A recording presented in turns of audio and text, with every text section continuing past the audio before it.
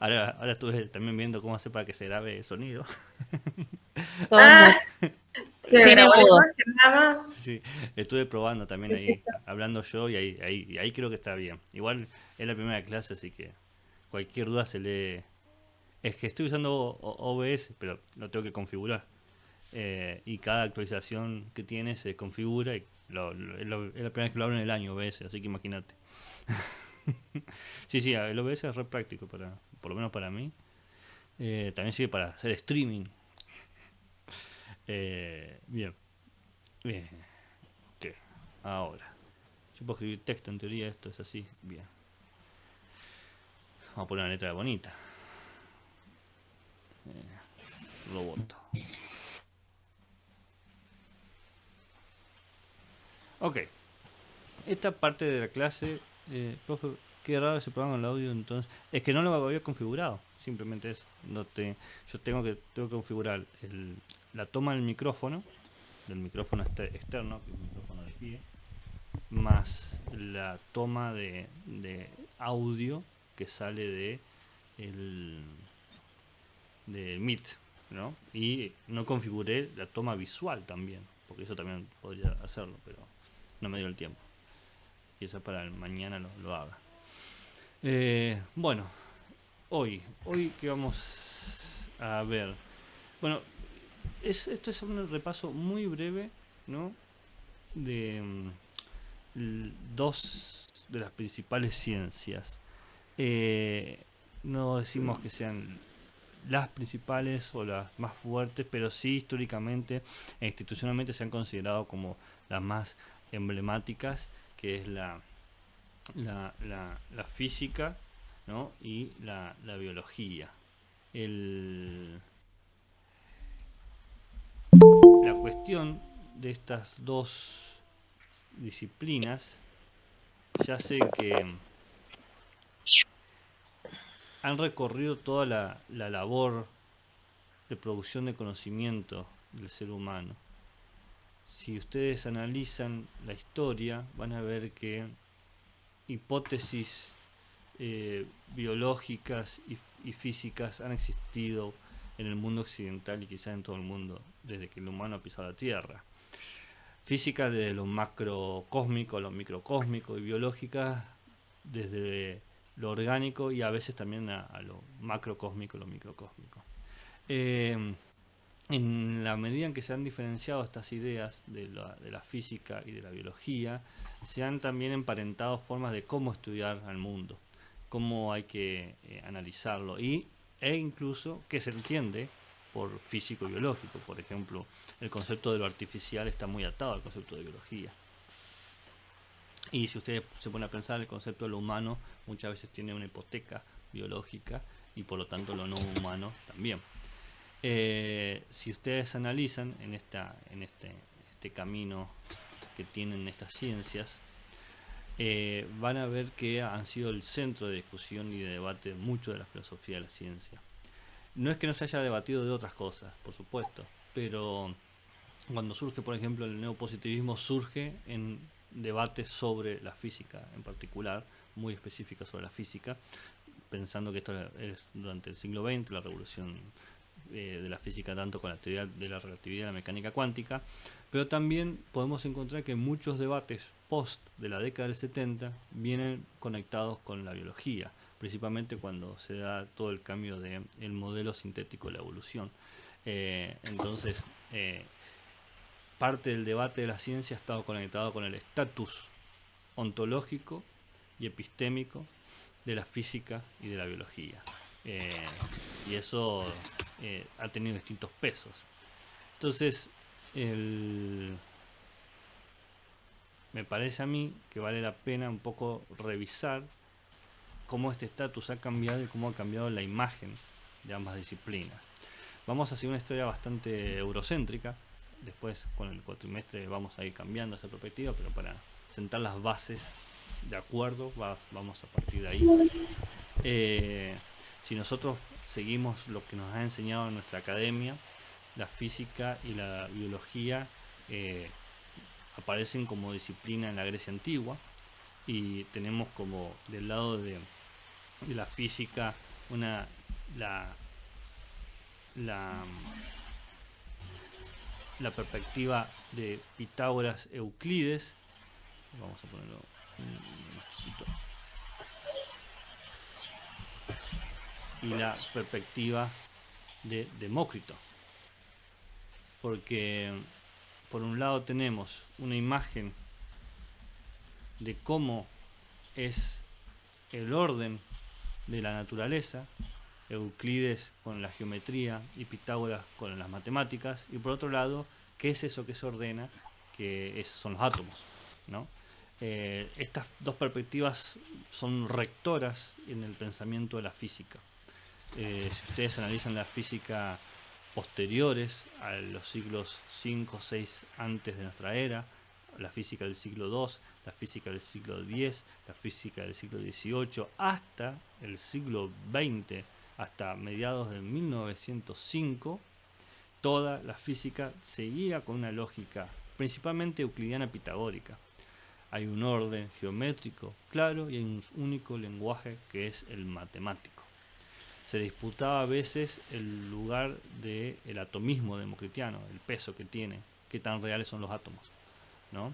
Pero este perfil perduró. Digamos que este modelo de la física es el modelo que más duró en la historia de la humanidad. Si nosotros nos enorgullecemos de la física que tenemos que pensar que tiene como muchos 100 años. Y esta duró más de 15 siglos. Entonces, si las cosas se miden por su durabilidad, claramente Euclides y Pitágoras están pensando más. Y Demócrito ahí detrás de la cabeza. Esta física, este modelo físico es luego la que va a influir en el pensamiento de grandes autores. Vamos a hablar un poquito de algunos ahora. Y dentro de la mirada biológica, quizás el más conocido sea Hipócrates, ¿no? Que tiene un concepto médico mitológico sobre el cuerpo, ¿no? De que el cuerpo humano es un microcosmo, un equilibrio de humores, ¿no? Sangre, bilis, bilis amarilla, bilis negra, flema, ¿no? El humano es un orden que hay que cuidar. Y todos los seres vivos tienen órdenes que hay que cuidar para mantener la felicidad, etc. Y la otra idea que aparece acá es la idea de los elementos, ¿no? Elementos naturales. El concepto más antiguo es que hay 5 elementos: fuego, agua, tierra, aire y el éter.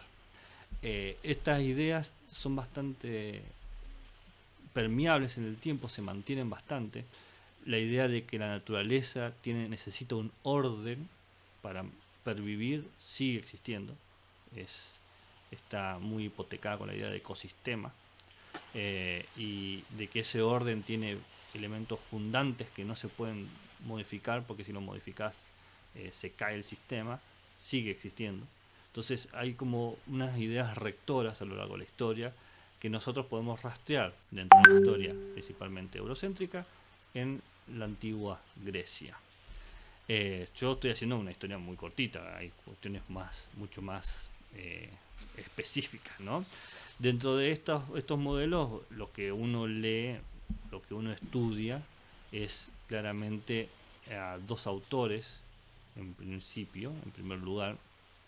Vamos a ponerlo acá, y lo vamos a poner en colorcito. ¿Qué color les gusta? ¿Amarillo les gusta? No, verde. Por un lado tenemos a Aristócles, que ustedes lo conocen como Platón, y por otro tenemos a Aristóteles, ¿no? Ambos representan una forma de entender a la física y la biología que va a influir enormemente en la historia del conocimiento. Por un lado tenemos a Platón, que ustedes ya lo ubican bastante bien. Vamos a ponerle altura 14. Yo, como ven, voy muy por arriba, porque como cubrimos 15 siglos de disciplina, que mantiene el pitagorismo, ¿no? Mantiene el pitagorismo, pero lo conecta de cierta forma con la idea de que hay una universalidad accesible, ¿Qué quiere decir? Que tenemos el tipo de mente preparada para entender el orden.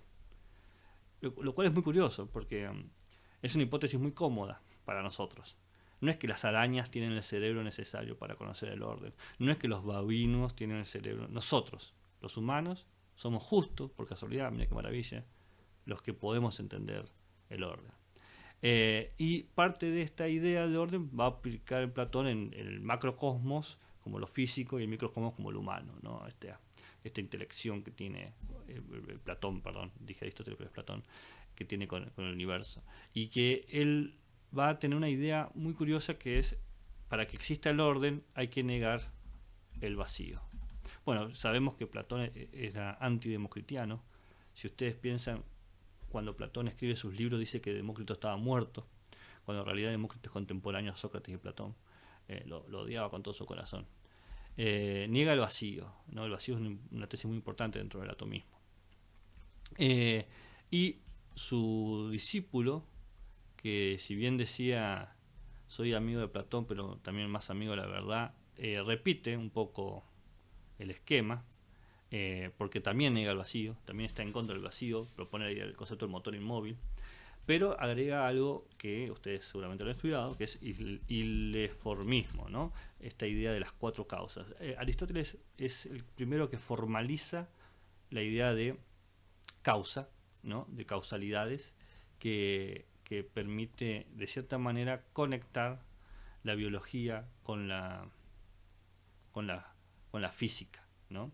¿Por qué? Porque el iliformismo muestra que hay como un gradualismo en la transformación ontológica. Lo inerte se puede volver activo, lo inorgánico se puede volver orgánico, lo sin forma puede acceder a la forma, ¿no? Hay una idea prototípica que hoy en día está vigente de que de esto que no es nada se convierte en algo. De estos compuestos químicos que no están vivos surge la vida, ¿no? Entonces Aristóteles es muy importante como marca eso.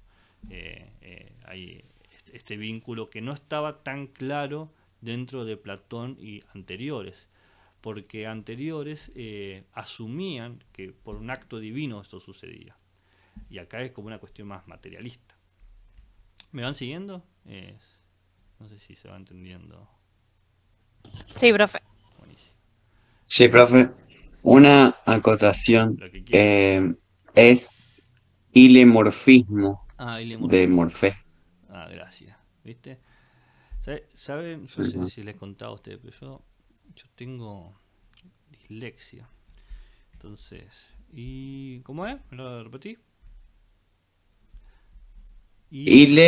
Ilemorfismo. Morfismo. No, Morfismo. morf- Entonces, a veces mi mente lee cosas que no existen. Esto de ser neurodivergente tiene todas sus cosas. Así que gracias. Ilemorfismo. Lo decimos otra vez a ver si me lo acuerdo.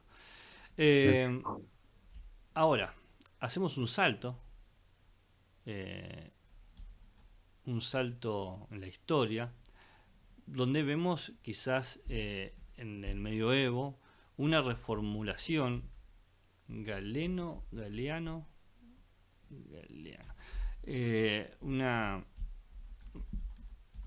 una reformulación de este pensamiento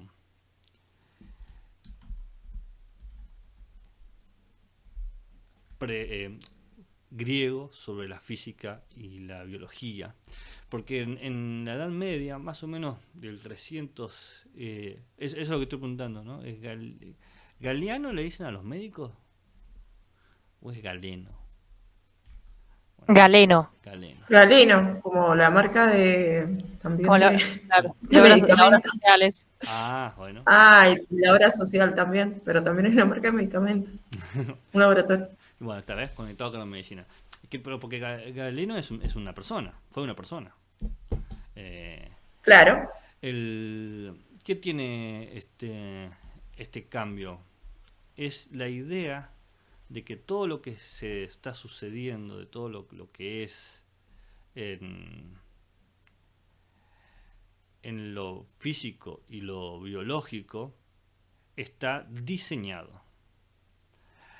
Uno se siente tentado a considerar que los griegos pensaban en el diseño, y en realidad el diseño era muchas veces una hipótesis ad hoc para terminar su sistema de pensamiento, ¿no? Por ejemplo, el diseñador en Platón, el demiurgo, no es quizás el principal ente, es un ente que tiene un rol específico. En Aristóteles, el primer motor, que es lo que mueve todas las cosas, ni siquiera es consciente de lo que está haciendo. Es simplemente una cuestión mecánica.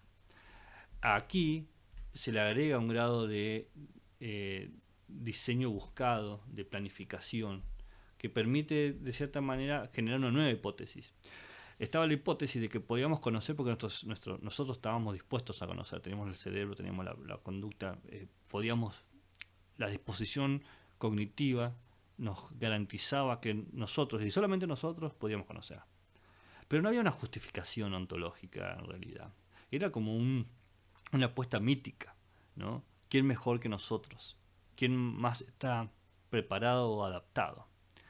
En la Edad Media esa apuesta se convierte en certeza porque Dios hizo el mundo para nosotros, claramente. O sea, esto está pensado, es parte del plan de la providencia divina. Somos los mejores porque hemos sido diseñados mejores.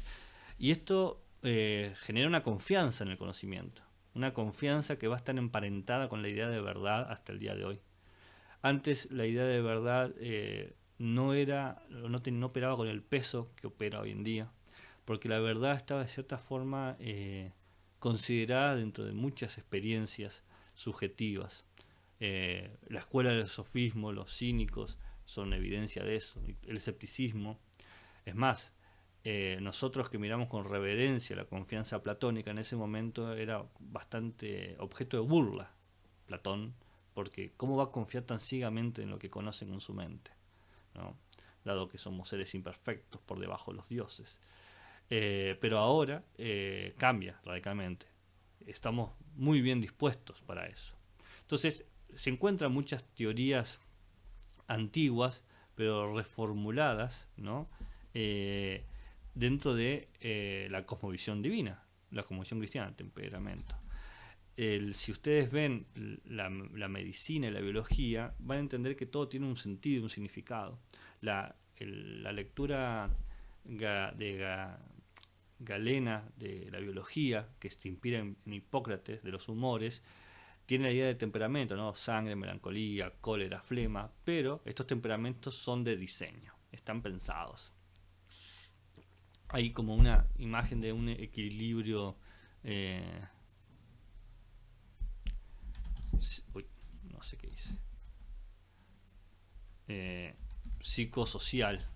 Está todo organizado por estos cuerpos que así están dispuestos, ¿no? Tenemos este cuerpo y esta manera, ¿no? Que fomenta cierto verticalismo y jerarquías ontológicas muy conocidas por nosotros. Digo yo. Y la otra versión es claramente la mirada de cómo está creado el mundo, que es geocéntrico, ¿no? Es decir, la Tierra está en el centro, y este geocentrismo tiene un elemento extra que es heredero de la física aristotélica, que es lo sub y supralunar, que tiene que ver con lo siguiente: no vacío, que ya lo habíamos dicho, no existe carencia en el universo, y no movimiento, que eso es algo muy curioso. Supralunar. Para los pensadores de ese momento, cualquier conocimiento que suponga el movimiento se lo da desconfianza. Porque ¿por qué tiene que cambiar el universo? Si Dios hace bien las cosas, se le vienen las cosas una vez. Entonces el conocimiento se emparenta con fijeza, con verdades que no cambian. Por eso la confianza. Es más, dentro de la biología aparece la teoría del fijismo y del creacionismo. Las especies han sido creadas una vez por diseño en el paraíso. No hay cambio, no hay evolución. no hay transformación. Eh, Eso nos da como una mirada muy, muy distinta de cómo se entienden las cosas, pero que todavía al día de hoy se mantiene este vínculo de las verdades que se sostienen en el tiempo. Las verdades que se sostienen en el tiempo. La ciencia produce verdades que tenemos que confiar porque perciben las estructuras trascendentales del universo. Es una hipótesis muy curiosa. No sé qué pensarán ustedes. Eh, Quizás están de acuerdo, quizás creen en eso. No sé qué piensan. Hagamos un momento que yo tome agua y ustedes me digan qué piensan.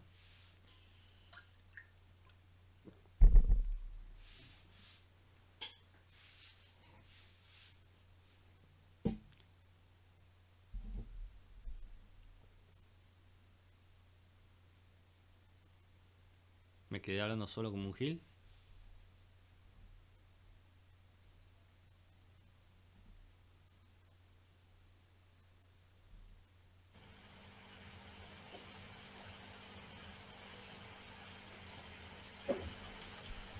Chananana. ¿Cuál sería la tensión, por ejemplo, entre que se puede llegar a ver entre entre las propuestas tolemaica y de Galeno? A tipo de intuición, digo.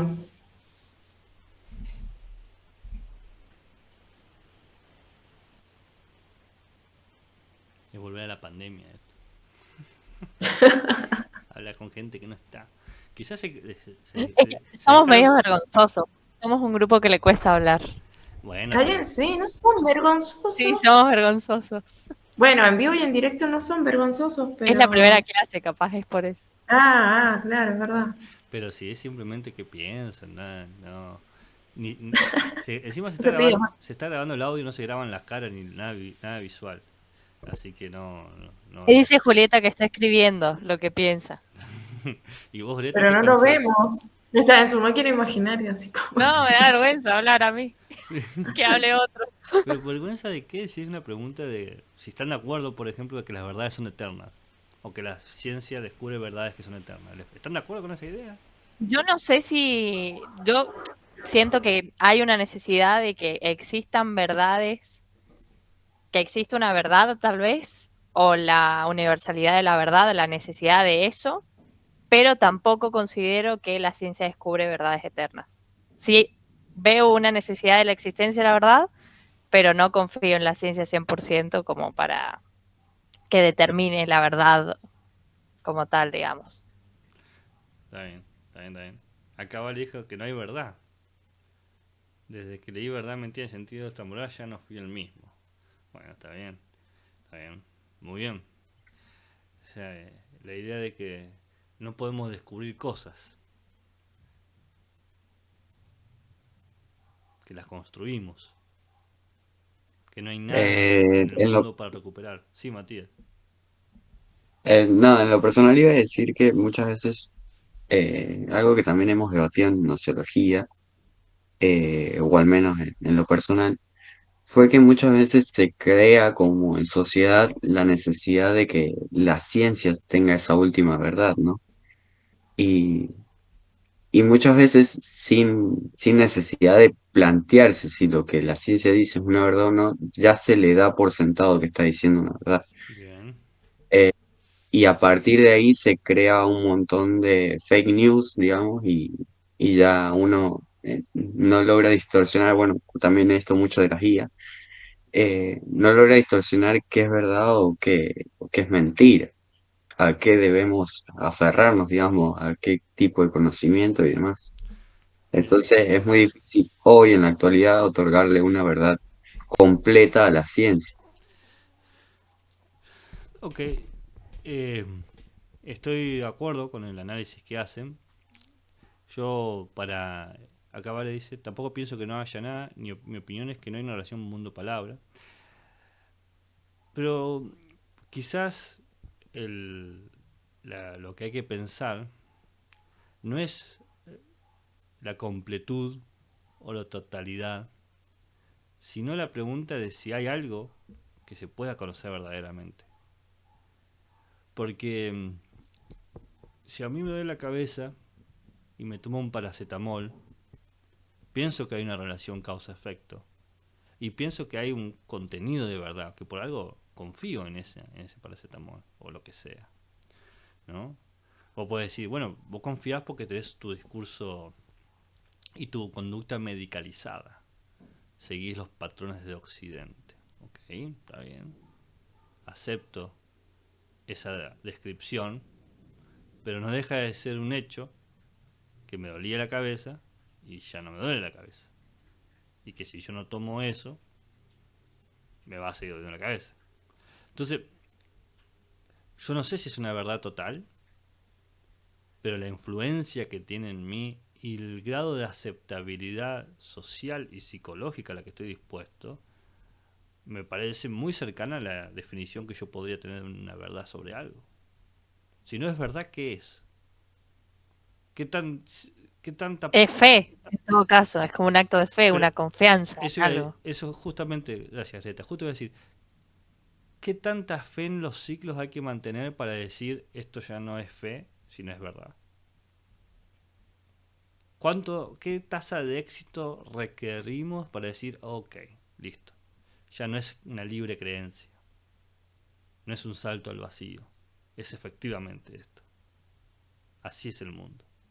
¿Qué grado de predictibilidad a futuro estamos dispuestos a aceptar para decir, ah, ok, bien, así es, así son las cosas? Así está bien.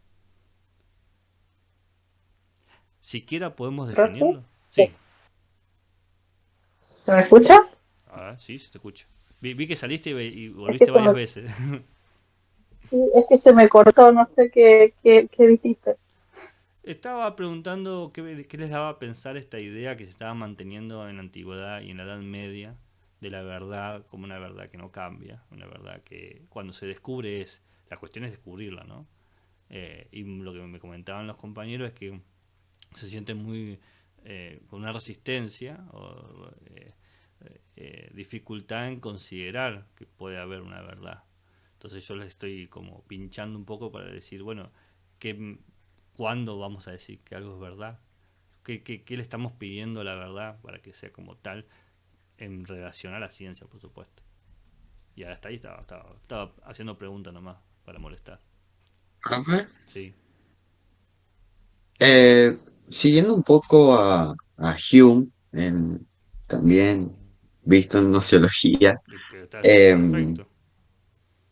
eh, él critica el principio de causalidad y siguiendo esto que estamos hablando, él diría que, por ejemplo, estamos acostumbrados y que no importa cuántas veces un paracetamol te haga efecto, en algún momento, digamos, no va a hacer efecto. O sea, hay un principio de causalidad, causa-efecto, pero es por un tema de que estamos acostumbrados a que eso suceda. O sea, si yo me tomo un paracetamol y se me pasa el dolor de cabeza o algo, es simplemente una costumbre, porque va a llegar un momento en el que no va a suceder eso. Estoy de acuerdo con lo que dice Matías hasta la conclusión. Te digo por qué. Porque vos podés decir, yo realmente no sé, que no tengo nada que certifique que el pasado se repite en el futuro. Totalmente de acuerdo. No, discutirte eso sería una tontería de mi parte. Pero pero decir que en algún momento no va a ser es también un acto de fe. Es el mismo peso decir va a ser que no va a ser. ¿Se entiende? Las equiprobabilidades de suceder y no suceder se anulan entre sí. Pierden quizás un peso epistémico, porque no podemos saber cuál de las dos es verdadera. O ninguna de las dos tienen valor de verdad. Entonces no sirven en el debate de la verdad. Sirven en el debate quizás de cómo funciona nuestra lógica de pensamiento, ¿no? Porque yo podría decirte lo mismo, decir, y podría suceder tranquilamente. Es más, la memoria colectiva me avala. Tengo más información que sí que no. A pesar de que mi información puede ser precaria, como bien decís vos. Puedo tener 1.000.000 de cines blancos y puede haber un cine negro. Estoy totalmente de acuerdo. Pero si tiene este rango de posibilidad de describir con éxito al mundo, ¿por qué no le queremos decir que es verdad?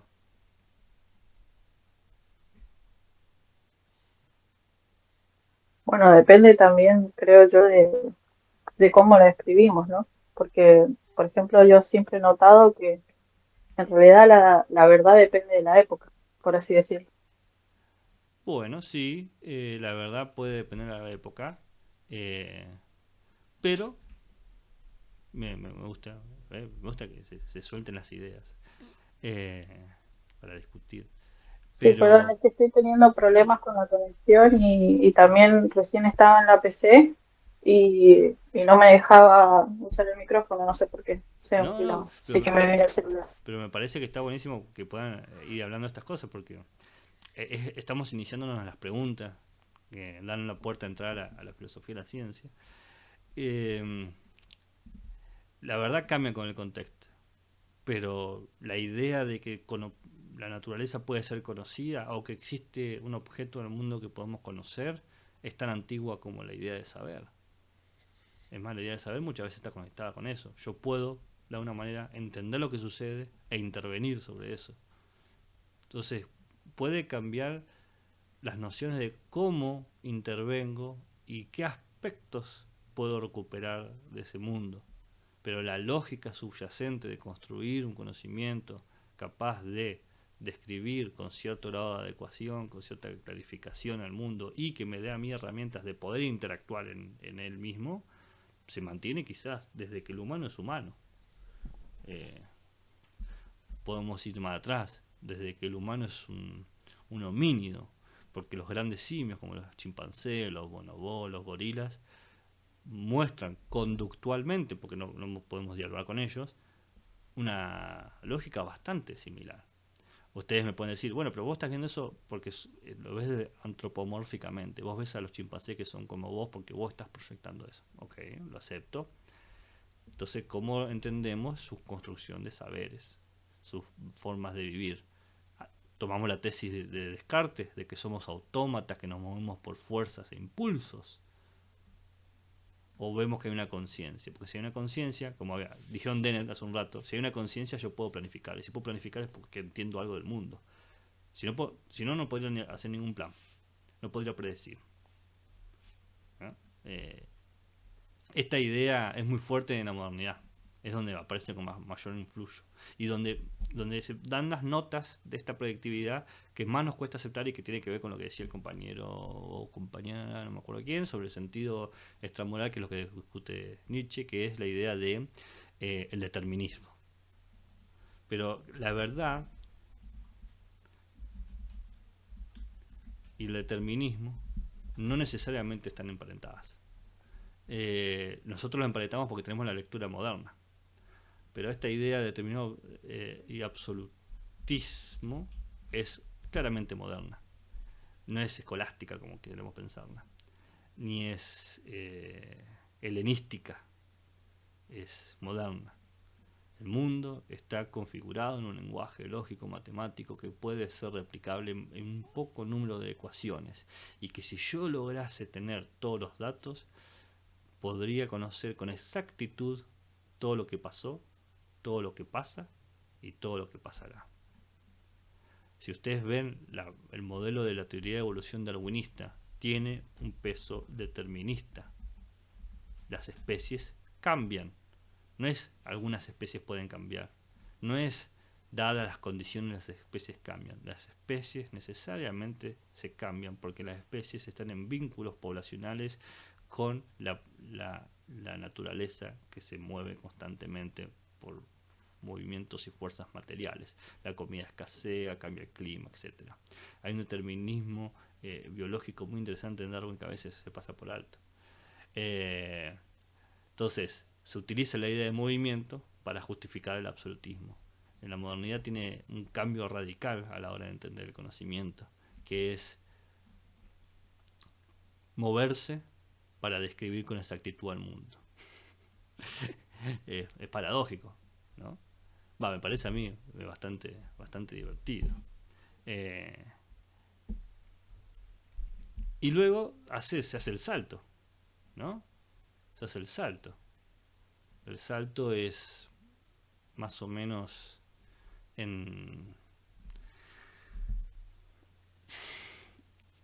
por el 1905, 1907, que el salto se inicia desde la física y luego decanta en la biología química,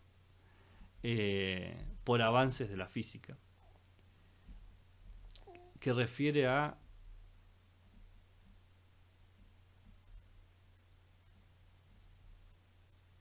la expresión más precisa de este absolutismo para capturar y describir lo caótico, lo indeterminado, lo irreversible, ¿no? El mundo de lo paradójico, capturarlo y presentarlo en fórmulas claras. El auge del formalismo, es decir, de la fe científica hacia la lógica y la matemática, aparecen principalmente con Einstein y Planck, pero después está Schrödinger, Heisenberg, ¿no? Aparece todo un colectivo de gente también muy interesante, que creen que con mejores herramientas lógicas podemos conseguir abstraer lo más estructural del universo a nivel microscópico y al nivel macroscópico. Es como una vuelta de tuerca al helenismo, ¿no? El microcosmos, macrocosmos. Carl Sagan decía, somos polvo de estrellas, ¿no? Hay una circularidad bastante curiosa entre lo cosmológico y lo atómico. Si ustedes se ponen a pensar, la teoría de la relatividad es una teoría cósmica, porque habla de cómo se mueven los cuerpos masivos, ¿no? Las galaxias, las estrellas, los agujeros negros. Y la teoría cuántica es una teoría de lo minúsculo. Es una descripción detallada de cómo se mueve el sueño de Demócrito, los átomos, y cómo se componen. Sí, ¿Puedo decir algo? lo que usted quiera. Bueno, relacionado a esa idea también, la idea misma de comparar al ser humano con el universo, ¿no? Claro, Que es lo que vos estabas comentando. muy bien, sí, sí. ¿Y por qué pensaste en eso? ¿Qué? Porque justamente he leído sobre Carl Sagan. Ah, ¿qué has leído interesante? ¿Un artículo o no sé? Un documental. Ah, un documental, qué piola. ¿Lo puedes compartir al grupo? ¿Hay forma de acceder a ese documental? Sí, después lo paso por el grupo. Dale, buenísimo. Acá todo lo que se pueda compartir para que podamos discutir entre todos, bienvenido sea. Bien. Ya casi son las 4. ¿A qué hora termina la clase esta?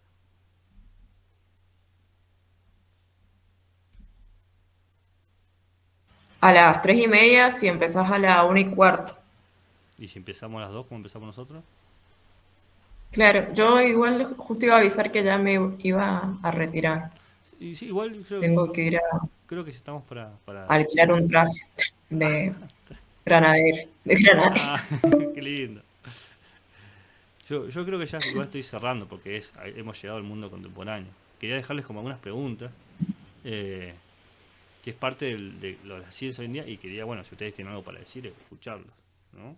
Que es que en esta representación contemporánea de la ciencia, donde de la física euclidiana pitagórica y de la biología hipocrática llegamos a una física que, siguiendo a Ian Hacking, domesticó el azar. Ese es el título que tiene.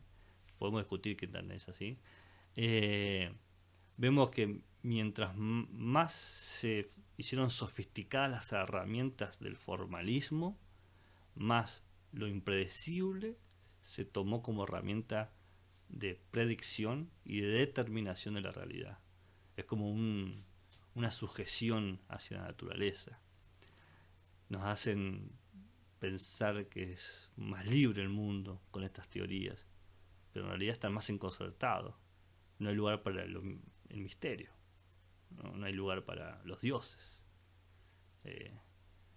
Eh, Van Fraser, el escritor Fraser, el escritor de La Rama Dorada, dice que quizás los dioses están escondidos en cavernas esperando que vuelva el mito para recobrar su lugar en el mundo. ¿Por qué? Porque la ciencia los ha expulsado, se ha convertido en un nuevo dios.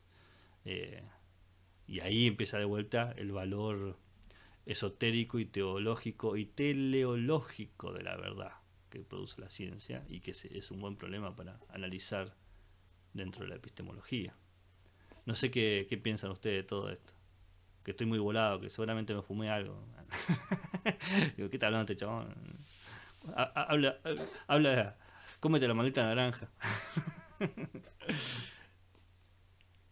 ¿Te estás despertando vos?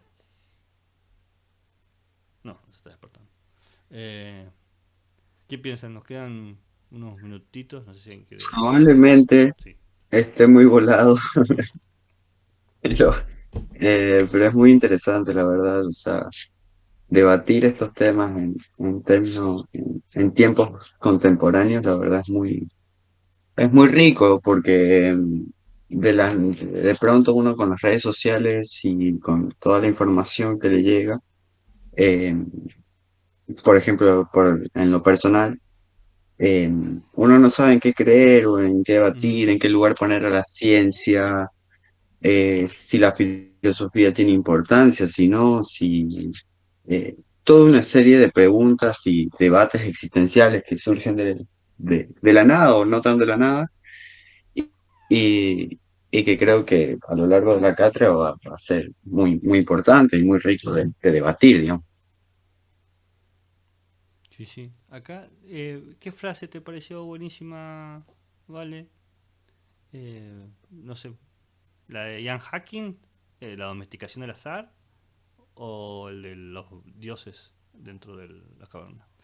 Sí, sí, yo creo que es un momento más que necesario para discutir el lugar de la ciencia, y la filosofía tiene el papel para eso. Fraser se llama, el escritor de La Rama Dorada, un texto muy viejo sobre mitología. Los que les gustan los mitos como a mí, se los recomiendo. Los mitos, lo alegórico, lo figurativo. Pero es un texto viejo, tendrá 80 años. James Shore Fraser. El libro, 500 páginas, enorme, pero es un antropólogo.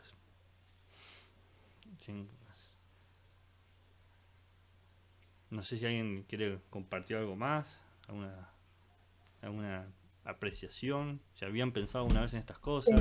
Sí. Sí, a mí o sea, me parece interesante, por ejemplo, escuchar las perspectivas de los demás. No creo que sea del todo volado, porque me parece que es importante debatir sobre estos temas, como decía el compañero, y sobre todo debatir que por más que existan constructos, digamos, que demos por hecho que sean verdades o que se pueda llegar a verdades mediante ellos, yo creo profundamente que también se puede analizar, sobre todo porque nosotros no estuvimos en esa época, y quizás ahora sea otra cosa la que nos interesa o la que nos lleva como sociedad, digamos, a aprender otras cuestiones. Claro. Sí, claro, coincido. Nunca es tarde para volver a preguntarse lo mismo,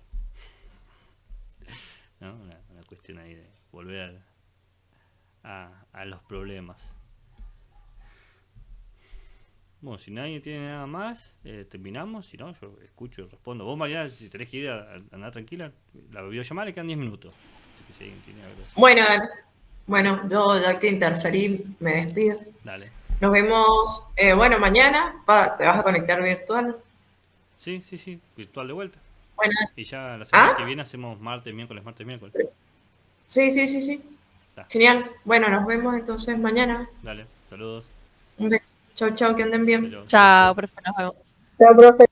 No sé si a alguien les quedó una duda o un poquito esta microhistoria que hicimos, o del programa, de la planificación de la materia, porque también puede haber dudas sobre eso.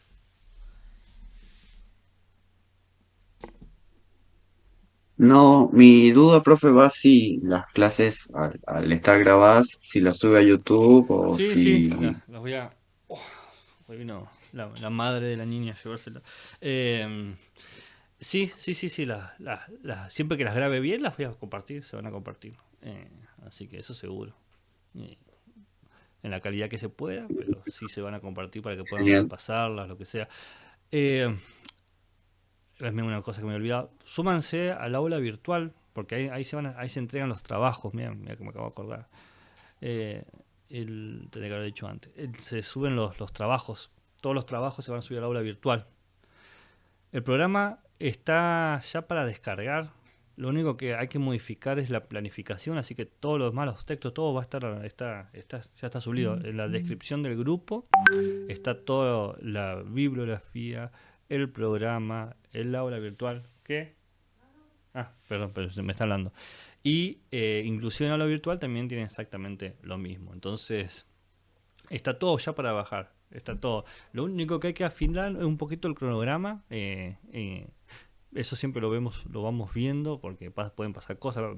Quizás justo el día que le pedimos una exposición usted tiene que rendir un final, un examen, entonces vamos acomodando. Pero lo que se va a modificar con el tiempo es el cronograma, que es tentativo. Lo demás se quedó. Lo que está. Bien, así que en eso no se preocupen, pueden ir bajando, pueden ir leyendo. Y seguramente mañana ya vamos a dar la primera consigna, la primera tarea para trabajar. Y mañana vamos a analizar, vamos a especificar las corrientes epistemológicas que vamos a trabajar una por una, como otro mapa conceptual si quieren. Voy a ver si puedo preconstruirlo en la aplicación que me pasó Mariana, así más sencillo, no esa cosa grotesca que le acabo de pasar por el grupo de WhatsApp. ese monstruo Frankenstein que le mandé, ¿no? Sí.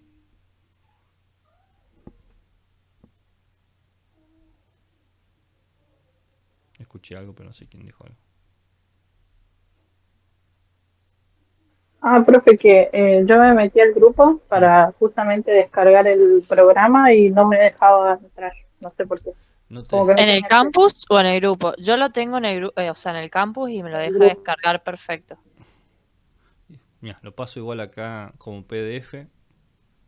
Lo único que no le presten tanto atención es en el cronograma que dice que el AFRA es en, en octubre, pero lo demás se mantiene como está. Ahí se lo pasé como PDF. Cualquier cosa, si necesitan, por ejemplo, que les envíe toda la bibliografía por WhatsApp, porque quizás tienen WhatsApp gratis, se los envío también por ahí. No hay drama. O si quieren que le dejamos una fotocopiadora en particular, también se la dejamos en un lugar. Eso nos van diciendo qué les parece más cómodo. Ok, genial, Bien, profe. gracias. Bueno, estamos entonces. Si una duda más, si no, hasta acá llegó. Acá pierdo mi zapatito de cristal y me transformo en otra cosa, en un calabaza.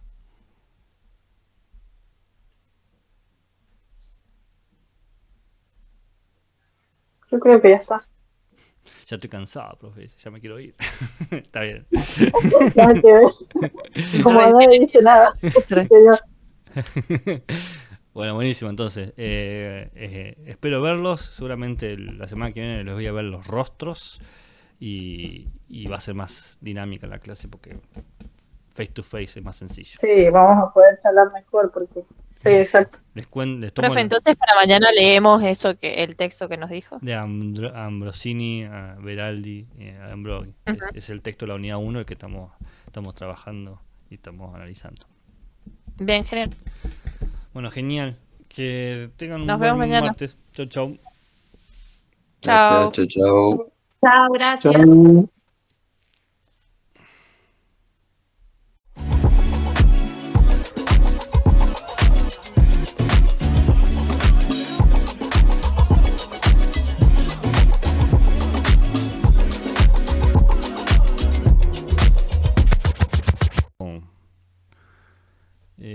Cuatro 4 materias, siempre de 4 o de 3 era el número que podía manejar. Cuando me pasaba circunstancia de cursar 5 o algo así, la dejaba para después, ¿no? A mí personalmente no me daba la cabeza. Hay gente que sí, pero yo soy muy vago para muchas cosas. Así que me quito el sombrero con los estudiantes que hacen eso. He conocido a varios que pueden llevar 5 materias. Tiempo oscuro se aproxima, sí. Totalmente de acuerdo. Bueno, estaba revisando el planificación. Hay un día ahí que no estoy seguro qué se hace con ese día. Puede que quede como un día comodín, por si no entra un tema, o sale un contenido, o no, o se repase, o una actividad en clase para solidificar ideas. Ahí lo vamos a hablar con Mariana. No estoy seguro de ese día, qué hacer con ese día. En un mundo perfecto se sumaría una clase. Yo tengo un montonazo de clases armadas que no he entrado en el recorte del programa.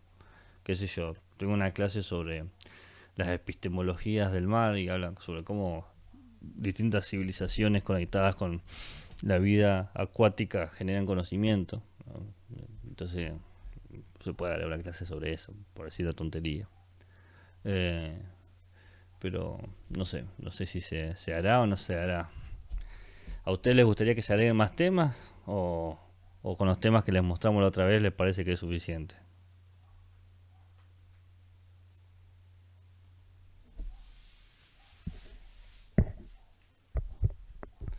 Mire que el que calla otorga, ¿eh?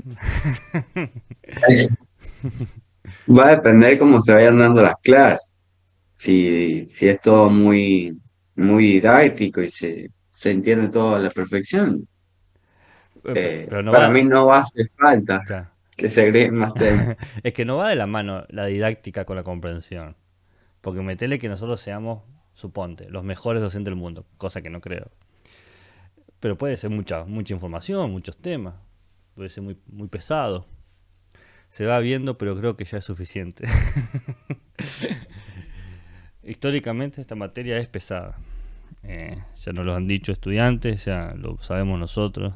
Entonces siempre tratamos de ser lo más escueto posible. Pero este año no sé si por cómo está programada la línea de semanas de clase, nos sobra un día. Lo que antes entraba justo, ahora nos sobra un día. Entonces no sé qué hacer con ese día. Me hago el que no lo veo, no existe ese día. No. O me hago cargo de ese día y se hace algo. No sé. No hay nada decidido. Si no lo veo, no es ilegal. ¿Qué decís, Julieta? Si no lo veo, no es ilegal. Claro, si no lo veo, no. Como dice, bueno. Sí. No sabía que podíamos hacer eso. Estaba leyendo acá el texto de la compañera, la persistencia de la memoria, Carl Sagan. Llegué hasta la mitad. No lo había leído, pero creo que se conecta un poco con lo que vamos a trabajar hoy. Así que principalmente este primer párrafo, ¿no? Llegó el momento, hace quizás 10.000 años, en el que necesitamos saber más de lo que se podía contener adecuadamente. Somos la única especie del planeta que inventó una memoria comunal que no está almacenada ni en nuestros genes, en nuestros cerebros. El almacén de esta memoria se llama biblioteca, ¿no? Bastante interesante. Y un poco de lo que vamos a trabajar es como la biblioteca que se ha hecho sobre la filosofía y la ciencia. Antes de que lo piensen, o si lo pensaron, vamos a explicitarlo. Esto claramente está, los emoticones, todo eso, hecho con la IA, si se ven. Pasa que yo tenía un PowerPoint como de 55 páginas, que es imposible reducir a 55 filminas a 2 horas. Entonces empecé como a reescribirlo en Word, en Docs o no sé, un procesador de texto del celular. Epistemología, mira ahí. Y lo escribí, ¿no? Lo escribí como ideas. Pero era un texto así muy chato. Entonces lo seleccioné todo y le dije a la IA, devolveme este texto con colorcitos, con emoticonos, porque no me daba tiempo de hacer el PowerPoint de vuelta. No he tenido tiempo de ayer a hoy, entre pañal que cambio y mamadera que doy, de modificarlos, ¿no? Entonces, bueno, como darle un colorcito y un orden, que el año que viene les tocará un PowerPoint mejor a los que vengan. De todas las otras cosas ya están, los PowerPoint ya están armados, las presentaciones, pero estas primeras dos clases lo hemos estado como modificando para que sean más dinámicas y más prácticas, y no había PowerPoint. He dejado de lado los PowerPoint que tenía. Entonces, bueno, le has tocado esta versión media rari de no sé cómo llamarlo, el PDF con emoticones, ¿no? Pero nada, mejor esto que nada, ¿no? De paso, en la medida que lo vamos viendo, podemos ver si estamos de acuerdo o no con los emoticonos que nos puso la IA, y hacemos un metalenguaje, un metaanálisis, a ver si nos parece adecuado o no lo que sugiere la IA. No, ni lo revisé, vi los emoticones, lo copié, lo pegué y acá está. Esto fue hace unos minutos.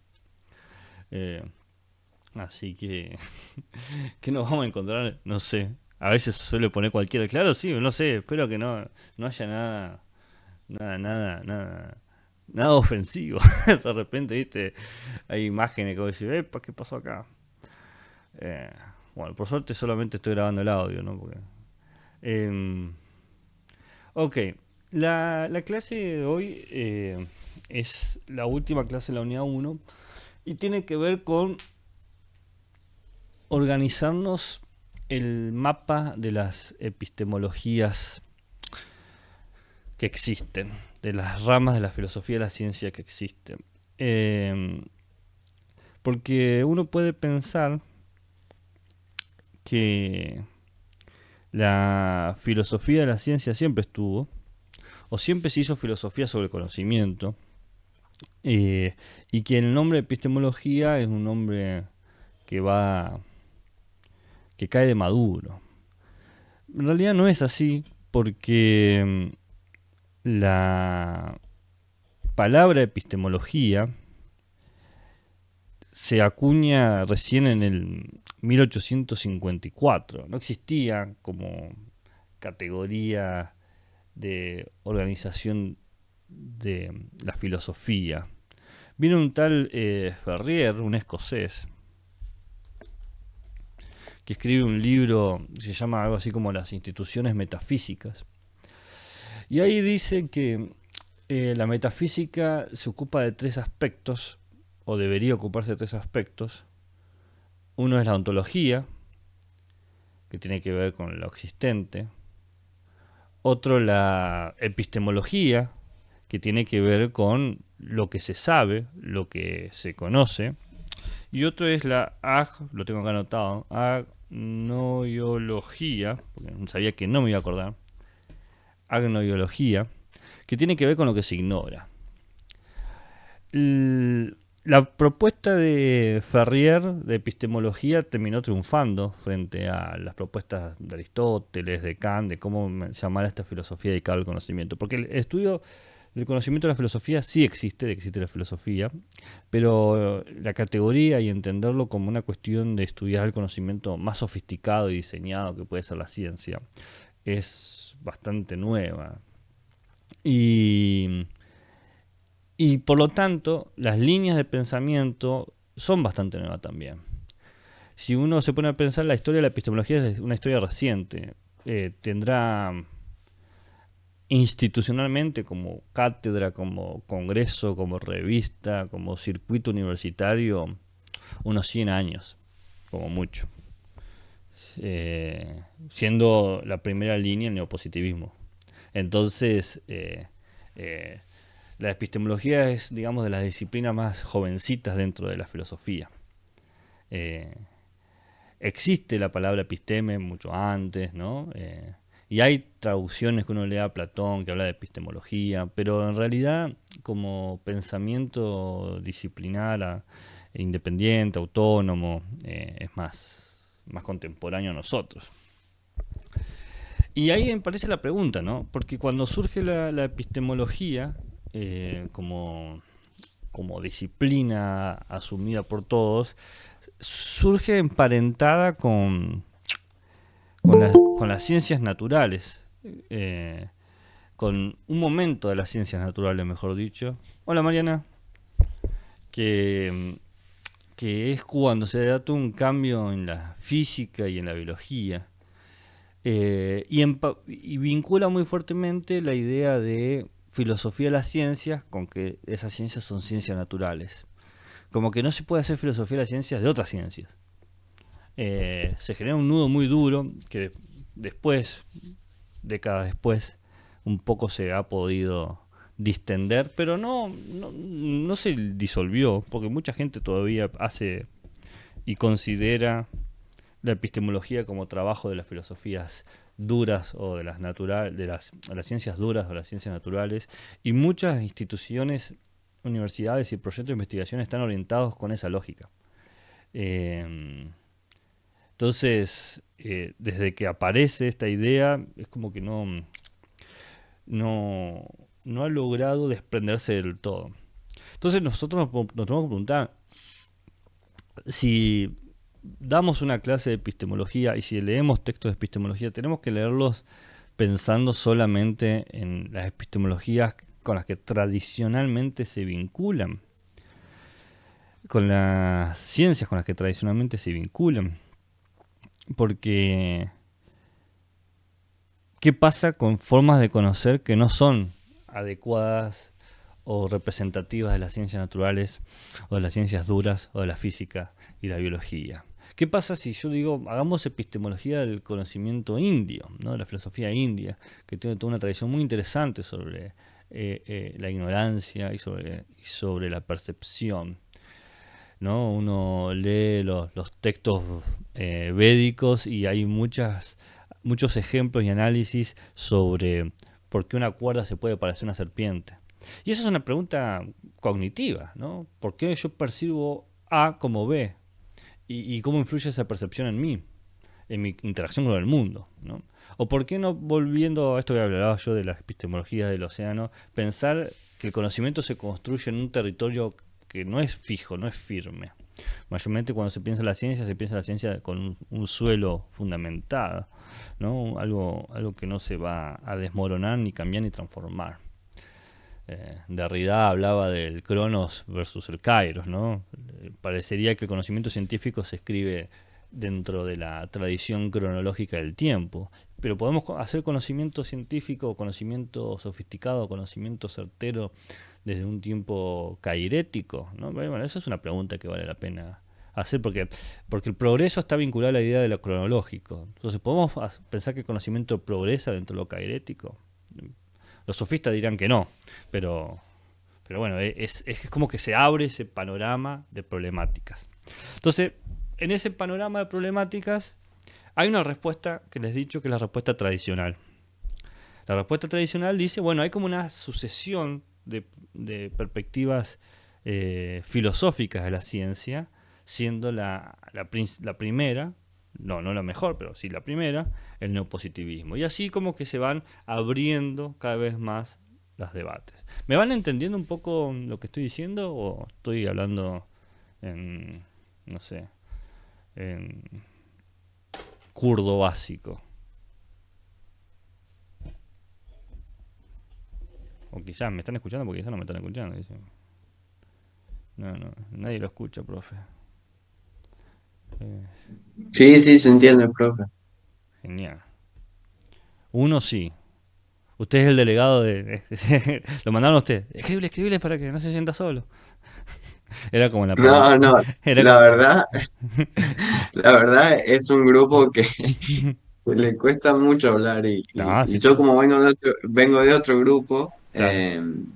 soy uno de los que más conversan. Hasta a veces siento que yo mismo canso, pero bueno. Pará, no les cuesta tanto hablar, les cuesta hablar acá, virtual, Claro. en vivo es otra cosa. Es que sí, el mundo... Sí, eso es verdad. En vivo. Esta experiencia no es muy, muy, muy cómoda. Pero bueno, Así pues, Mariana y yo hemos coincidido el punto de hacer paro, pero no quitar las clases. Ahí Vale dice, quizás me perdí un poco en el hilo conductor hasta llegar al neopositivismo. Y levantaste la mano. Te escuchamos, Vale. O no sé si querés escribir, no sé. O me levantaste la mano para que lea lo que escribiste. Claro, di tres Sí, me parecía que era esa opción. Claro. Como diciendo, lean. Estoy aquí. Perdón. No, la idea es...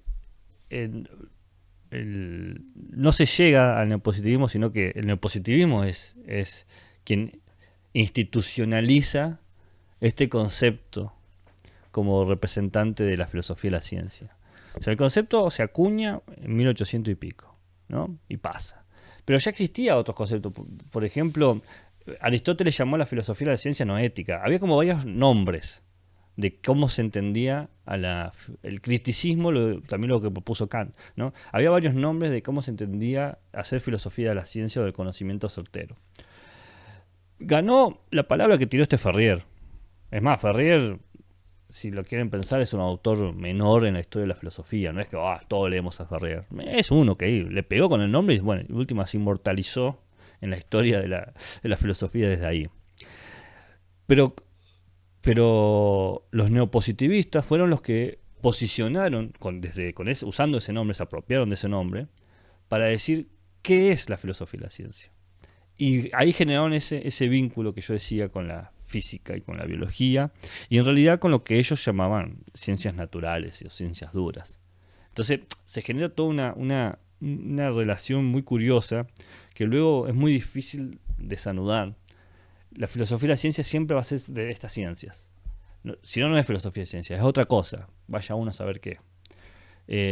Y si bien hoy en día somos más críticos, muchos programas de investigación, muchas universidades, incluso muchos colegas tienen esta mirada, sostienen esta postura. Uno pensaría que no, pero decantan fácilmente. Critican el neopositivismo, pero mantienen las ideas. Y entonces a eso iba. No sé si ahí quedó un poquito más claro el recorrido. Buenísimo. Bueno, vamos a ver con estos iconos que nos puso la IA. Contaba Mariana que hizo una versión resumida del PowerPoint y como yo lo escribí y quedaba feo, le pedí a la IA que le ponga iconos, emoticón. El tema es que no que le ponga onda. Sí, pero el tema es que no sé qué emoticones pusieron, así que vamos a ver si estamos de acuerdo o no con los emoticones que puso. Yo lo mandé nomás, dije, bueno, a ver qué pasa. Bueno, ahí, por ejemplo, la X de rechazo está, una escuadra, da. Sí. Las ciencias físicas también. Sí, no. No entiendo de qué se trata el que está bajo el 17, ¿qué es lo que es? Para mí quiso poner calendario, porque el 17 de julio no significa nada para los neopositivistas. No, pero abajo, el emoji de abajo. Un fueguito. Yo lo veo como fueguito. Yo lo veo como algo prohibido con fuego. O una alerta. No sé. Ajá. No sé cómo lo ven los demás. Ahí les aviso que mi nena está Sí, me parece que es alerta. Por si la escucho. O algo así. ¿Qué le pasó a la Sabe? ¿Es por lo que le dice llamado? ¿Cómo? ¿Perdón, Matías?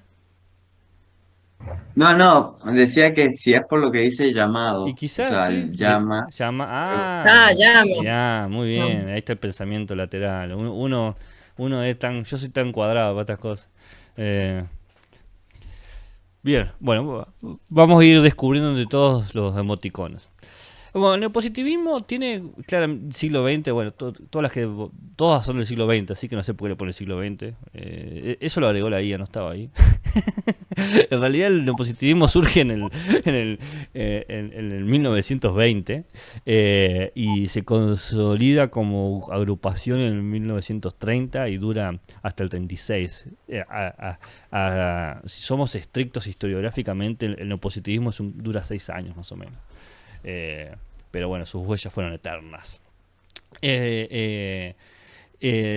Son autores que vienen de Austria y de Alemania en los locos años 20 y no había acuerdo de cuál era el nombre del neopositivismo. El neopositivismo fue el nombre que pegó, pero había otros nombres, ¿no? Estaba el empirismo lógico, el positivismo lógico, el empiriocriticismo, ¿no? Pero este nombre marca quizás, esta familiaridad de nombres muestra que el neopositivismo surge dentro de un debate de varios círculos de intelectuales, el círculo de Viena, el círculo de Polonia, el círculo de Varsovia, que estaban justamente problematizando la idea de cómo separarse de que la ciencia depende de nociones absolutas y la ciencia se valida por teorías muchas veces contraintuitivas y que pueden verificarse con predicciones exitosas. Entonces la parte empirismo está claramente en la experiencia, pero la parte lógica tiene que ver con el apartado del desarrollo formalista que vive en ese momento el neopositivismo. Hay una revolución dentro de la lógica y la matemática al mismo tiempo que se dan los cambios de la física, o gracias a esos cambios se dan los cambios de la física. Eso le preguntamos a un historiador de la ciencia. Muchos creen que por el desarrollo del formalismo se da el desarrollo de la teoría de la relatividad.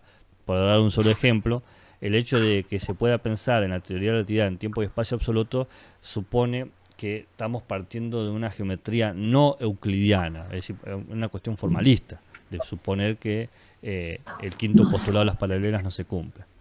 No importa eso, me estoy desviando del tema. Lo que estoy diciendo es que la cuestión lógica era muy relevante porque consideraban que garantizaba la organización de la multitud de datos que se tenía para representar fielmente a través de modelos a la realidad.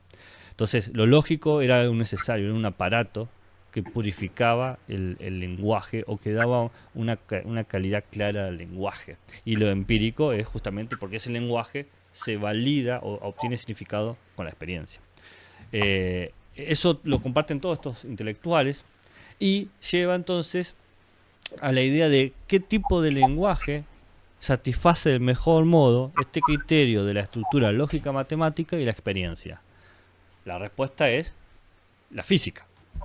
La física es como el mejor modo de entender a el mundo, porque habla de lo que se puede experimentar y de lo que se puede ordenar. Hay una idea acá muy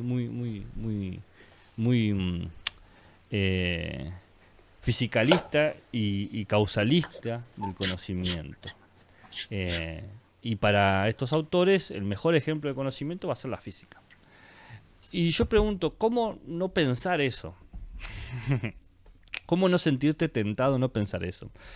Porque en la década del 20 la revolución científica es tal, la multiplicación de instrumentos que da las nuevas teorías físicas es tal, que uno no se puede sentir más que tentado de decir, y bueno, estamos captando dimensiones de la realidad que antes no se podían ver.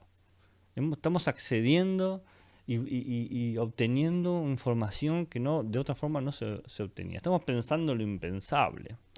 Entonces, claramente hay una actitud triunfalista porque se vivía como un triunfo. Después todo se estrelló y explotó, ¿no? Obviamente, pero sabe pasar ese tipo de cosas. Los autores más representativos quizás sean Carnap y Hempel, en el sentido de los más populares. Hempel ha logrado tener un lugar muy importante en la filosofía de la ciencia, lo comentaba ayer con el hecho de que la definición de explicación que él da es la definición de explicación científica que tenemos. Popper es un vinculado, pero también me sale remanente, ¿no? Pero resistente, crítico al neopositivismo más duro. Y después está, bueno, el padrino del Círculo de Viena, que es Moritz Schlick, ¿no? Era el intelectual de momento que permitió que se den estos congresos, estas revistas, muy importante. Moritz Schlick era un físico devenido en filósofo que trabajó codo a codo con Einstein. Y bueno, hay un libro de él que se llama, creo que es explicando la teoría de la relatividad, y dice: la física es el sistema de conceptos exactos que correlaciona con toda la realidad. Fíjense el postulado, ¿no?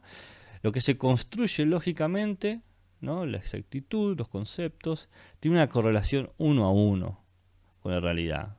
Una una actitud cientificista, una fe hacia la ciencia muy clara. Toda esta lectura tiene una contraparte que va a ser la teoría crítica. A veces uno piensa en la teoría crítica o la escuela de Frankfurt, la primera generación, como un mundo aparte del neopositivismo, pero en realidad eran contemporáneos y vecinos. Eran bastante cercanos y muchos se cruzaban en los pasillos. Entonces habrán sido muy interesantes los comentarios y los insultos al pasar por ahí. Y esta fue la primera forma más popular de entender a la filosofía y la ciencia. ¿Qué hace la filosofía y la ciencia desde esta perspectiva? Bueno, depurar el lenguaje de la ciencia para que sea cada vez más lógico y más matemático y garantizar así la correspondencia con la realidad. La labor del filósofo es una labor accesoria. Tiene que limpiar el desastre que puede ser quizás el proceso investigativo. ¿Estamos hasta acá? ¿Alguna duda, una pregunta, un interrogante, un comentario, un insulto, una nota al pie, una crítica constructiva, una crítica destructiva, un color? Rojo, dice. Buenísimo. El rojo siempre es un buen color. El rojo es el color de la revolución. ¿Lo demás? ¿Estamos bien? Tengo una duda, profe. Dime.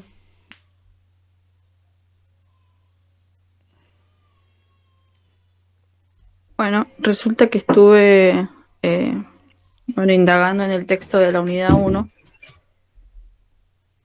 y me llamó la atención este tema de qué se considera como conocimiento verdadero, ¿no? Y la marca, digamos, que tiene a nivel histórico con más de la mano del tema de la experimentación y toda esa cuestión. Sí. Eso también creo que puede llegar a ser como algo que se puede llegar a tener en cuenta para decir que la ciencia es, ¿no? Sí, Lo que es claro, hoy en día, digamos. el lugar que tiene, decís vos. Claro, el lugar y la importancia que se le da. Claro, sí, por un movimiento maravilloso de la divulgación y de la construcción de un discurso, la idea de ciencia y conocimiento verdadero se han convertido en sinónimos, que no lo son, pero se han convertido en sinónimos, de legítimo, de válido, de confiable. Lo que está científicamente probado se considera siempre mucho más importante y más verdadero, como grados de verdad. Bueno, si la verdad tuviese grados, la ciencia los tendría todos, ¿no? Tendría como el máximo abanico posible. Lo curioso es que siempre este conocimiento validado y verdadero responde a una situación y a unos criterios y a unos intereses sociales, intereses psicológicos, intereses emocionales, intereses económicos políticos, intereses institucionales. Y no quiero que cometan el error de que crean que el neopositivismo no consideraba esto. La mitad del colegiado de los neopositivistas son comunistas. Pero bueno, inclusive los marxistas ortodoxos tenían una fe en la ciencia, en los cambios de la ciencia. Pero acá hay una idea de cómo no confiar. Bueno, Sí. no, que justamente el texto también plantea, ¿no? Que por esta tensión, ¿no? De que sí, de que no, entre el positivismo y el antipositivismo fue que se empezó digamos, poner en duda, ¿no? Si realmente eran conocimientos verdaderos. Claro, es una pregunta antiquísima en la filosofía, ¿no? Que seguramente en algún momento en sociología discutieron que es, bueno, ¿qué estamos entendiendo por verdad acá? La verdad tiene que ver con la correspondencia con lo que se dice. Si yo digo verde, es verdad porque hay algo verde. La verdad tiene que ver con la coherencia, ¿no? Con cómo se organizan y se apoyan unas ideas con otras. Por ejemplo, Harry Potter es coherente y por lo tanto es verdadero. no la novela Harry Potter, digo. La verdad tiene que ver con el grado de éxito. Si yo digo que las vacas lloran y por eso llueve, y entonces llueve, luego es verdad que las vacas lloran, ¿no? Hay toda una cuestión ahí. Y este tema de la verdad van a ver que se va a repetir en todos los autores y pensadoras. En algún momento discurren sobre el estatus de la verdad en términos de la verdad científica, por supuesto. Y acá Vale dice, fuera de bromas, me interesó mucho esta parte, sobre todo Popper. Bueno, Popper es como la contracara del neopositivismo, pero no puede negar sus actitudes neopositivistas. Él lo intenta, lo intentó, pero no le salió. Si bien el neopositivismo es quien ganó la carrera de reconocimiento institucional como la primera perspectiva epistemológica, en realidad el pragmatismo es anterior al neopositivismo por varios años, desde 1867. Pasa que el pragmatismo nunca estuvo colegiado, nunca logró hacer como el departamento de pragmatismo, ¿no? Y si lo logró fue más tarde, más cerca de la década de 40, cuando el neopositivismo ya se había preparado. Bueno, eran alemanes, los alemanes son como más ordenados. Dijeron, bueno, vamos a hacer antes de proponer unas ideas, fundemos el departamento. Los pragmatistas son estadounidenses. Disparamos y después vemos a quién le dimos, ¿no? Son como dos actitudes totalmente distintas. Son caricaturas que estoy haciendo, ¿no? Que después no venga un estadounidense, un alemán diciendo, ¿quién te crees vos por decirme estas cosas? El pragmatismo surge en Estados Unidos en lo que se llamaba el Club Metafísico. El nombre metafísico es una burla, justamente la metafísica, es irónico, es irrisorio. Y pretendía ir en contra de toda idea de que el conocimiento tiene una conexión con verdades eternas, con la supervisión cognitiva de Dios. Dios vigila que las cosas estén justificadas, ¿no? La providencia divina. Estaban en contra de todo eso, ¿no? Era una cuestión quizás más materialista, no materialista marxista, sino materialista en el sentido de lo práctico, del hecho. Por eso luego encuentran un vínculo con el positivismo, porque el positivismo tiene que ver con lo que está puesto, con lo que se ve, y a los pragmatistas les interesaba mucho eso, qué es lo que estamos viendo y qué estamos haciendo con eso que se está viendo. Por eso muchos de los análisis pragmatistas sobre el conocimiento científico tienen hipótesis sobre cómo opera la mente, cómo opera la psique, cómo operan los deseos individual y colectivamente. En ese sentido son bastante interesantes los textos pragmatistas. Y tiene como, acá ha puesto acá la IA, una cosa de reciclaje. Bueno, esta idea de retroalimentación será esta cosa que es que lo que se cree se vincula con la experiencia en relación a su éxito, ¿no? En el pragmatista una creencia se va a considerar válida y un conocimiento se va a considerar válido siempre y cuando sirva para satisfacer nuestras metas, nuestros objetivos, ¿no? Entonces, las creencias se alimentan de las experiencias exitosas. El binomio importante acá es experiencia exitosa, porque una experiencia que es un fracaso no sirve epistemológicamente, por lo menos para los primeros pragmatistas. Después vamos a ver a Hack, que va a cambiar un poquito las reglas del juego. Y como todo depende de la experiencia, un arbolito, una plantita, como que brota. Porque una creencia es válida siempre y cuando tenga éxito. El éxito, el triunfo, la satisfacción de nuestros objetivos y metas. Vos te propones, por ejemplo, aprobar. Y para aprobar, todos los días le rezás al muñeco de Messi y aprobaste. Bueno, esa creencia tuvo éxito. Por lo tanto, es válida.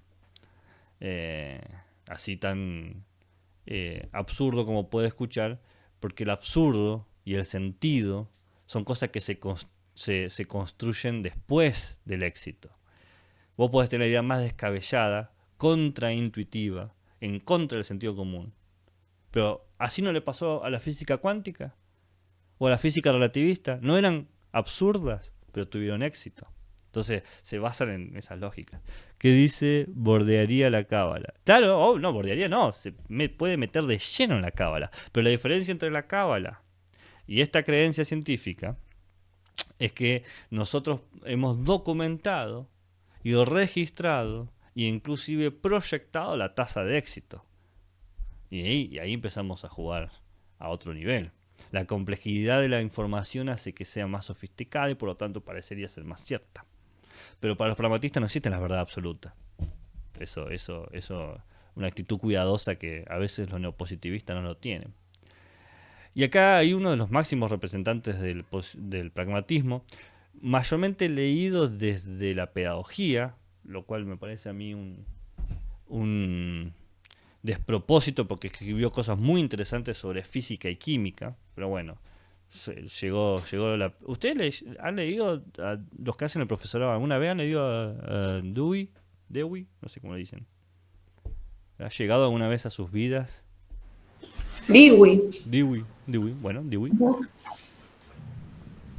¿Les suena? No. Claro, es un clásico en las materias. O sea, yo no hice el profesorado, pero es un clásico para la educación. Claro, por eso decía yo, es como que su teoría de educación se sigue leyendo y sigue muy aplicada, se sigue replicando mucho en los países del norte de América, Canadá, Estados Unidos, México. Valen dice a través de Rorty, bueno sí, Rorty es un pragmatista, y también leyó a Dewey, y Greta dice, ahora en didáctica seguro lo vemos. Bueno, después nos contarán qué ven sobre su teoría del conocimiento y la producción de la enseñanza, pero Dewey es un defensor de la física, así duro, acérrimo. Y bueno, ¿qué nos va a decir? Nos va a decir, el método científico es el único medio fiable de revelar las realidades. ¿Cómo hacemos coincidir lo que yo acabo de decir los pragmatistas con esto? Porque el método lo que ha hecho es purificar, refinar la validación experimental de las creencias. Las creencias científicas tienen mucho más éxito que las creencias cotidianas. Las creencias cotidianas se basan en lo esporádico, lo memorístico, lo azaroso, lo casual. En cambio, las creencias científicas se basan en lo metódico, en lo sistemático, en lo progresivo, en lo causal, ¿no? Una cosa es la causa, otra lo casual. Y se dice que hay como 3 círculos, ¿no? Tres momentos en el pragmatismo. El momento donde aparecen los fundadores, después los que le siguen, por ejemplo, William James sería de la segunda camada. Y después estará el nuevo pragmatismo, que es el que más se lee ahora, Rorty, como dijo Cavale, o la que vamos a leer nosotros, que es Hack, Susan Hack. Muy bien. ¿Alguna duda, pregunta, interrogante, comentario, insulto, nota al pie, crítica constructiva, crítica destructiva hacia el pragmatismo? ¿Cuál le está gustando más? Sí, Julieta, te escucho. Yo quería comentar sobre lo pragmático, ¿no? Que incluso se considera una práctica real, ¿no? O sea, para los que lo practican porque tiene una disciplina y unas reglas. O sea, me parece interesante eso. Me gustaría que Y sobre todo que es una actividad... ¿Sí? No, termina tu idea. No, y que es una actividad, se considera una actividad social también, no simplemente científica. Me gustaría que me expliques esta idea de que sí que es más real, no llegué a entenderlo. ¿A qué te referías? Perdón, sí, que lo pragmático también se define como una práctica real. O sea, por esa cuestión de que es una actividad social y que contiene una disciplina y unas reglas. Sí, el pragmatismo tiene una hipoteca moral de cómo vivir, moral como la costumbre, no moral necesariamente lo bueno y lo malo, aunque sí muchos pragmatistas hacen escritos morales. Ahí Mariana escribió, ¿cómo sería una actividad social? A ver, no sé si querés comentar eso. Y por ejemplo, en las mismas estructuras de argumentos o de diálogos que tenemos comúnmente en la sociedad, podemos llegar a conclusiones o a deducir ciertas situaciones por el mero hecho de que ya hay una estructura en el lenguaje que lo predispone de esa manera.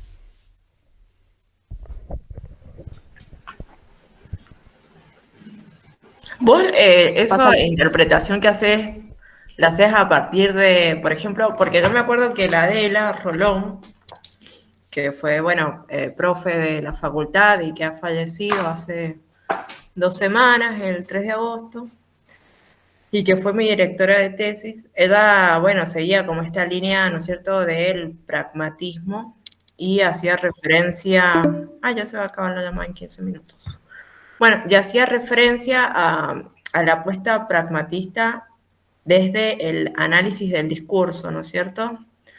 O sea, lo vinculo ahí en relación con lo que decís con el lenguaje, en que tanto que hay como diferentes dimensiones donde el enunciador o autor del discurso, el texto, está construyendo algo, pero al mismo tiempo que está construyendo algo en esa, o sea, sintácticamente, semánticamente, se está dando otras formas de generar significados.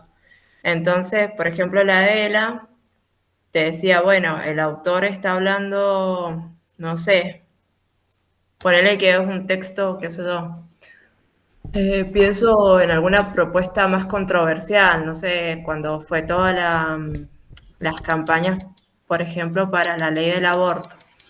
¿Sí? Entonces, podían haber discursos que se enunciaban por ahí pro vidas, pero después, si analizabas, si te ponías a ver la reflexión pragmática que podías hacer, terminaba siendo pro aborto, ¿no es cierto? Pasó muchas veces en varias entrevistas, me acuerdo, donde salían madres diciendo, yo tuve 7 hijos, qué sé yo, y aparecían los hijos y era como una cuestión que después, me acuerdo de una que fue muy meme, que se ponen como a discutir, qué sé yo, y le dice el hijo, bueno, no me tendrías que haber tenido.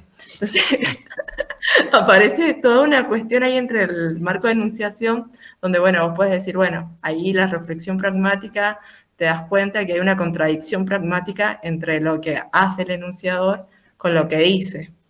¿En ese sentido es o no? sí, en ese sentido estoy hablando. Bueno, Perfecto, yo lo relacioné más con eso, perfecto. más por el tema de que la ciencia también tiene como su lenguaje para poder estructurar también las verdades. Yo lo veía de ese lado, no sé. Bien, Sí, yo solo quería preguntar para entender. está hablando de Adela y me acuerdo que ella le gustaba trabajar mucho con Donald Davidson, que Claro, Davidson. es uno de los pragmatistas que siguen como toda esta línea. Eh, y, mm, y Y una, Austin. bueno, después está el caballito batalla. Ya, Sí.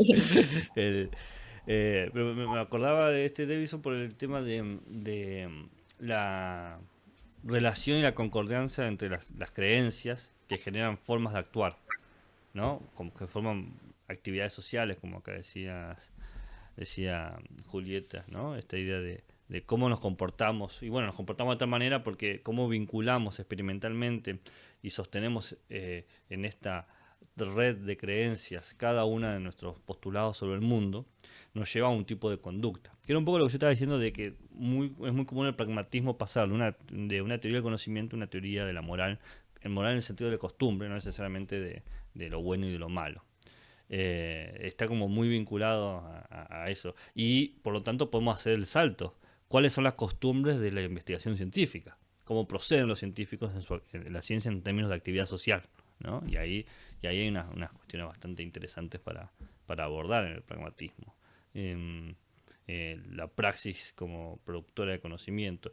Y esta es una tesis muy antigua, muy antigua. No es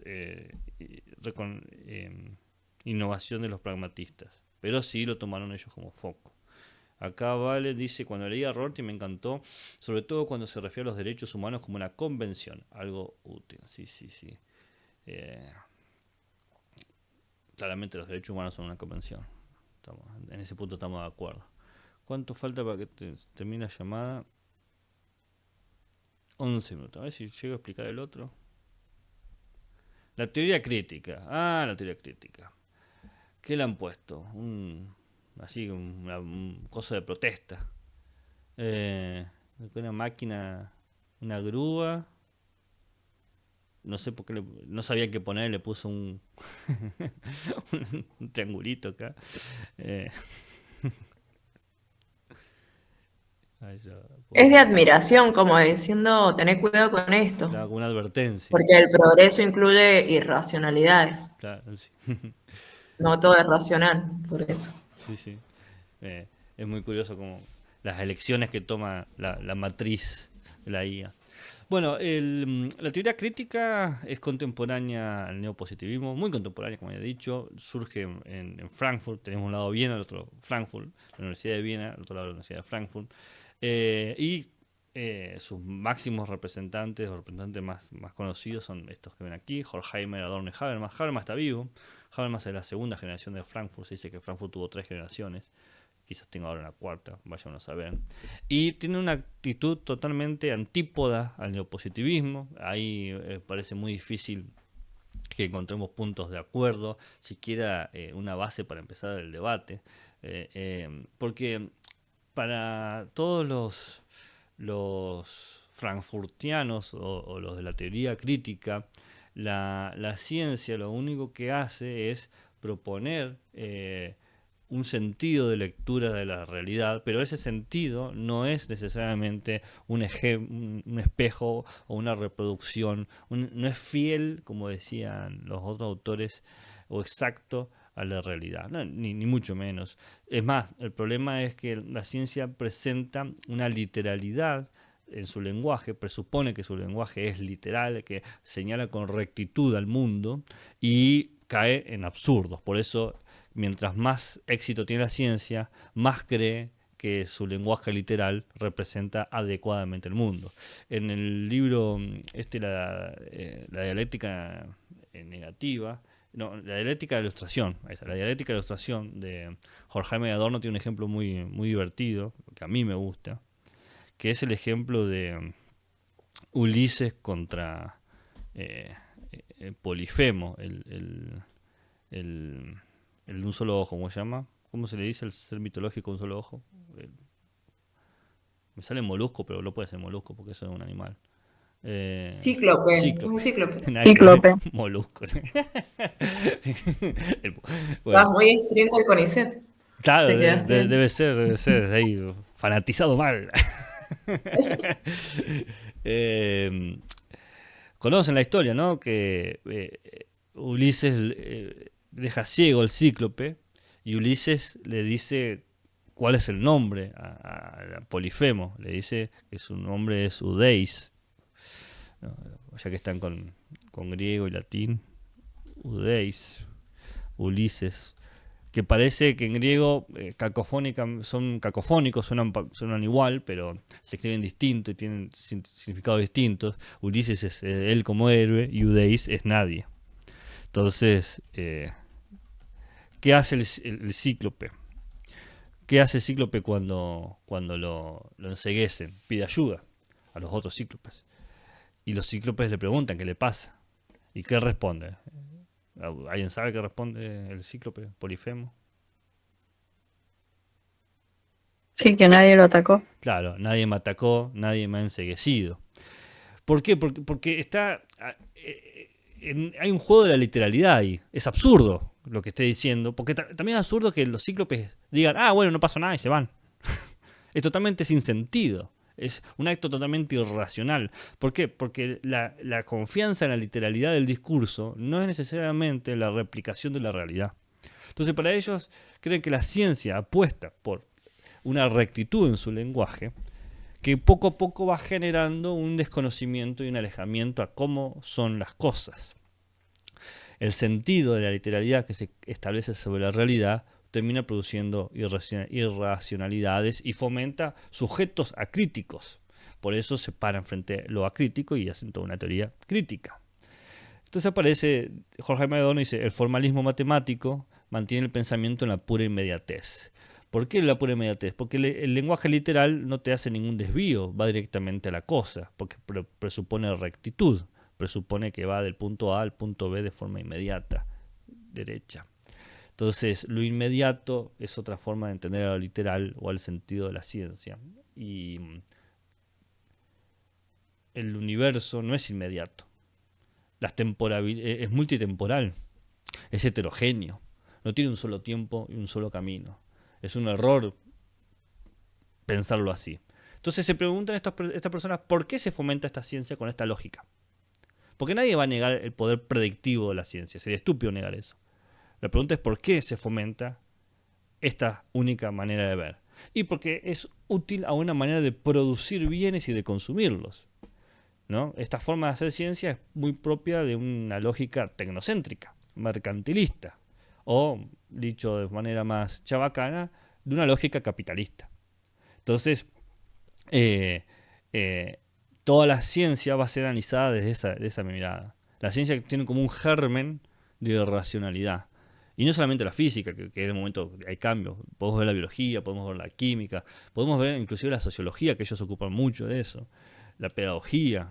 O sea, hay todo un marco ahí muy, muy intenso sobre las irracionalidades y las literalidades que produce el conocimiento científico. Bien. ¿Alguna pregunta por ahora? Antes de hacer el break, hacemos un requeíto de 10 minutos, pero no sé si se ha entendido, si tienen alguna interrogante, si habían pensado alguna vez en estas cosas, se habían considerado estas, por lo menos las 3 perspectivas epistemológicas que estamos diciendo hasta ahora. Yo, profe, en lo personal conocía las otras dos, pero esta última teoría crítica como que no la conocía muy bien, no había escuchado mucho, y la verdad que me parece interesante, es algo que estaría bueno profundizar. Buenísimo. Vamos a leer se va a leer un texto de estos chabones. De todo lo que estamos diciendo vamos a leer texto, así que oportunidad de profundizar va a haber. Eso seguro. Buenísimo. ¿Alguien más? No sé. ¿Alguna sensación? Aburrimiento, aunque sea. Hastío. Odio. Asco. A mí, a mí por lo menos me está produciendo una sensación de mucho interés. Ah, bueno, genial. Así nace la filosofía, Julieta, ¿no? De la sorpresa, el interés. Que justamente estaba pensando también sobre este último tema algo, pero no sabía si mencionarlo o no, porque no sé si tiene que ver. Pero es el tema de, bueno, se discute mucho en filosofía la utilidad de la filosofía, ¿no? Quería saber yo si tiene que ver con esta cuestión de que se relegó la metafísica a un segundo plano y eso. Bueno, en el positivismo y el pragmatismo sí buscan cierta utilidad y practicidad. La teoría crítica quizás buscaría una utilidad en lo inútil, ¿no? Revalorizar de otra forma el tiempo del ocio. Julieta, ahora que escucho con más claridad tu voz, ¿puede que vos hayas hecho un curso de extensión? Sí. ¿Sí? ¿Puede ser? Dos Sí, he hecho, los está. últimos 2. Ahora acabo de Sí. poner voz con cara. Ahora tengo Sí, la cara de... Sí. Bueno, hacemos un break Sí, soy. Genial. Qué bueno verte acá. Hacemos un break de 10 minutos, ¿les parece? Bien. Buenísimo. En 10, a las 40, mando el link. Levantó la mano. ¿Sí? ¿Qué pasó? No, apreté sin querer. Listo. Bueno, en 10 mando el nuevo link. Chau, chis.